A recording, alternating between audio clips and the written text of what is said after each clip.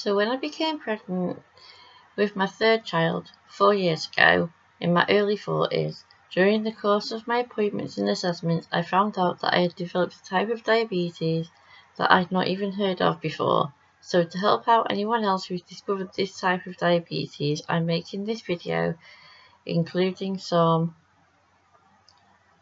information I found from the NHS website to help you all out as expectant parents in your later lives. What is gestational diabetes? Gestational diabetes is high blood sugar, glucose, that develops during pregnancy and usually disappears after giving birth. It can happen at any stage of pregnancy, but is more common in the second or third trimester. It happens when your body cannot produce enough insulin, a hormone that helps control blood sugar levels, to meet your extra needs in pregnancy. Gestational diabetes can cause problems for you and your baby during pregnancy and after birth, but the risk can be reduced if the condition is detected early and well managed. Who's at risk of gestational diabetes?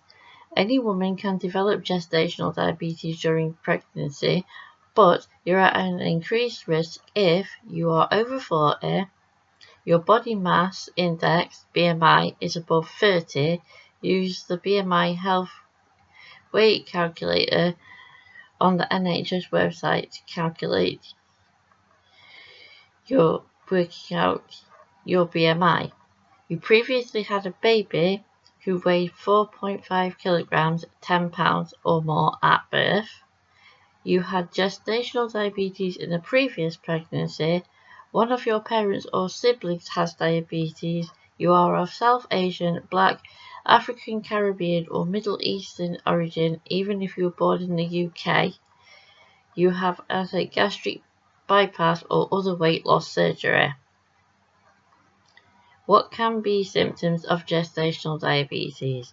Gestational diabetes does not usually cause any symptoms.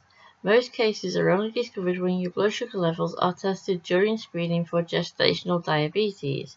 Some women may develop symptoms if their blood sugar levels get too high, hyperglycemia, such as increased thirst, needing to pee more often than usual, a dry mouth, tiredness, blurred eyesight, genital itching or thrush. But some of these symptoms are common during pregnancy and are not necessarily a sign of gestational diabetes. How gestational diabetes can affect your pregnancy. Most women with gestational diabetes have otherwise normal pregnancies with healthy babies. However, gestational diabetes can cause problems such as your baby growing larger than usual. This may lead to difficulties during the delivery and increases the likelihood of needing induced labour or a caesarean section.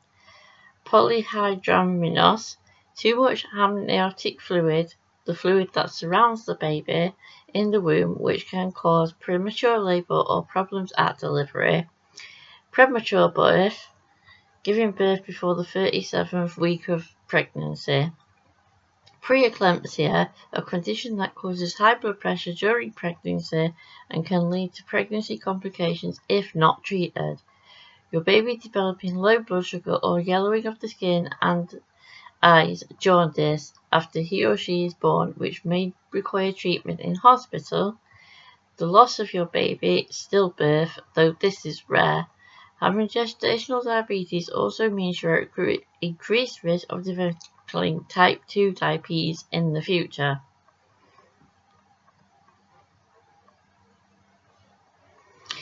Screening for gestational diabetes.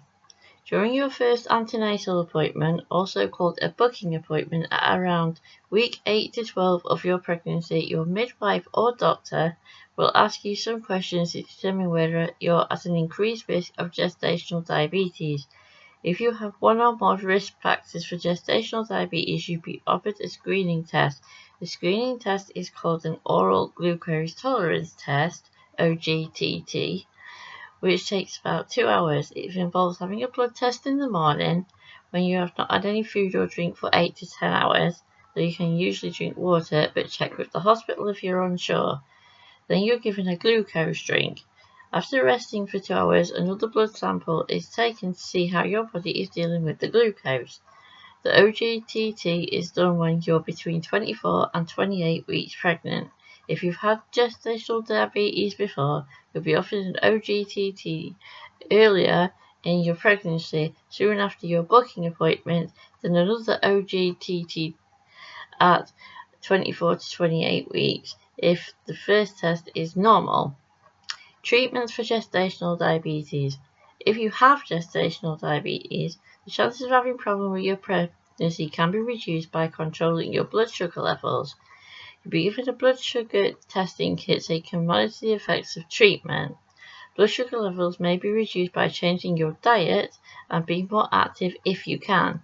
Gentle activities such as walking, swimming, and prenatal yoga can help reduce blood sugar. Tell your midwife or doctor before starting an activity you haven't done before. However, if these changes don't lower your blood sugar levels enough, you'll need to take medicine as well. This may be tablets or insulin injections. You'll be more closely monitored during your pregnancy and birth to check for any potential problems. If you have gestational diabetes, it's best to give birth before 41 weeks. Induction of labour or a caesarean section may be recommended if labour does not start naturally by this time. Earlier delivery may be recommended if there are concerns about your or your baby's health or if your blood sugar levels have not been well controlled. Long-term effects of gestational diabetes. Gestational diabetes normally goes away after birth, but women who have had it are more likely to develop gestational diabetes again in future pregnancies. Type 2 diabetes, a lifelong type of diabetes. You should have a blood test to check for diabetes 6 to 13 weeks after giving birth, and once every year after that if the result is normal. See your GP if you've developed symptoms of high blood sugar, such as increased thirst, needing to pee more often than usual, and a dry mouth. Do not wait until your next test. You should have the test even if you feel well, as many people with diabetes do not have any symptoms. You'll also be advised about things you can do to reduce your risk of getting diabetes, such as maintaining a healthy weight, eating a balanced diet, and exercising regularly. Some research has suggested that babies of mothers who had gestational diabetes may be more likely to develop diabetes or become obese later in life. Luckily, though, I do seem to have the obesity issue, I think that was partially already pre-existing for me prior to having gotten pregnant, and I didn't develop type 2 diabetes.